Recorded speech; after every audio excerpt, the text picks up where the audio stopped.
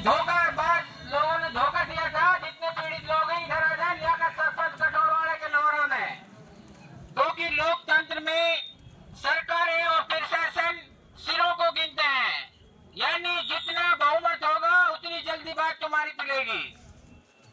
ये भारत देश एक लोकतांत्रिक देश है। इसमें सबसे बड़ा हमारा हिंदुस्तान का संविधान है और संविधान में कानून और कानून के हिसाब से रहना चाहिए। लेकिन इस हिंदुस्तान के लिए तीन बड़े मजाक हैं। नंबर एक, कानून सबके लिए बराबर है, लेकिन ऐसा होता नहीं है। और आतंकवादी का कोई धर्म नहीं होता, लेकिन ऐसा भी दिखता नजर नहीं आ रहा हिंदुस्तान में। और सबसे बड़ा है भाई, मजहब नहीं सिखाता आपस में बैर रखना। ये तो आप बढ़ी रहा, सब देख रहे हो। इसलिए हिम्मत रखिए, एकजुट होइए, जुल्म और जुल्म करने वालों के खिलाफ आवाज उठाइए। ये तुम्हारा कानूनी अधिकार है।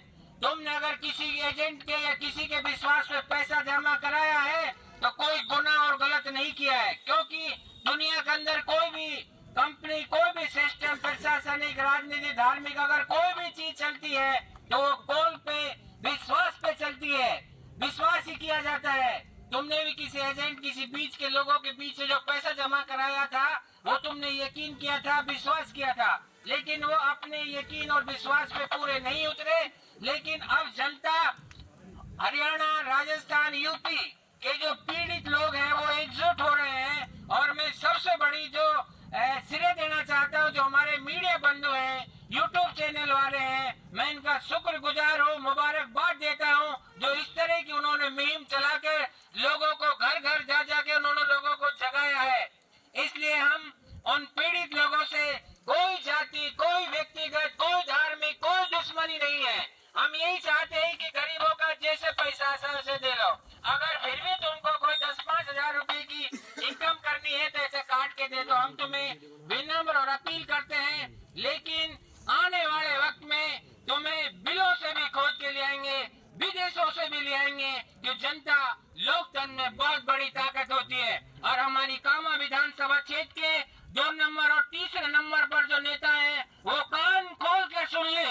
वोटों के वक्त वो घर घर गए थे, लोगों को मिले थे।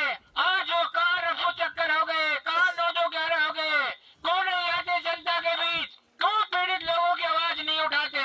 लेकिन अब ये जनता न किसी पार्टी की गुलाम है, न किसी खानदान की गुलाम है, न कोई अमीर धंधा सेठ की गुलाम है, न उसके बंगला, कोठी, गाड़ी को नहीं देखेगी। जो जनता के बीच रहेगा उसके साथ देगी। और हम भी ऐसे लोगों को शुक्रगुजार और हम उनको विश्वास और यकीन दिलाते हैं।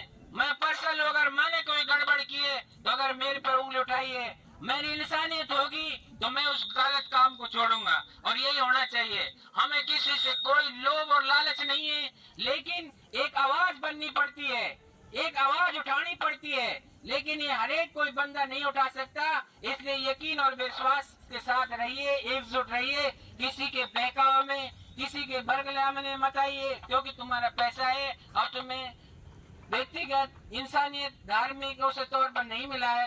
जो सरकारें हैं, प्रशासन है, उससे हम सहयोग चाहते हैं। उस पर हम अपनी अपील रख रहे हैं कि भाई इस तरह हमारे साथ फ्रॉड, दगाबाजी हुई है, समय रहते हुए उनका पैसा दिला दिया जाए। उन्होंने कुछ भी करे, चाहे अपनी जमीनें बेचे, चाहे अपनी औलादे बेचे, इन गरीबों का पैसा जल्द से जल्द वापिस होना चाहिए।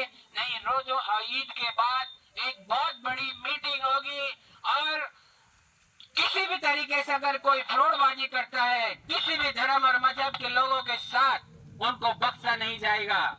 और हिंदुस्तान में जो धार्मिक मुद्दों की बात करता है वो देश के लिए सबसे खतरनाक है। अगर विकास के मुद्दे हैं, शिक्षा, चिकित्सा, रोजगार, उद्योग धंधे, नल, बिजली, ये होनी चाहिए।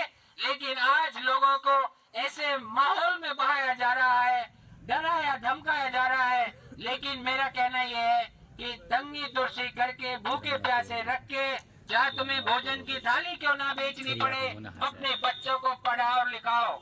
अगर कोई बच्चा पढ़ेगा लिखेगा, शिक्षा वो रास्ता है जो तरक्की के हर रास्ता बताता है। अगर तुम्हारा बच्चा कोई किताब पढ़ेगा तो किसी से लड़ना और किसी से बहस करना सीख जाएगा। इसलिए जिंदगी के अंदर कुछ अपने बच्चों को पढ़ा लिखा जाइए, एकजुट होइए। और मैं इन्हीं शब्दों के साथ जवान जिंदाबाद, हिंदुस्तान जिंदाबाद, जिंदाबाद जिंदाबाद। अस्सलाम वालेकुम।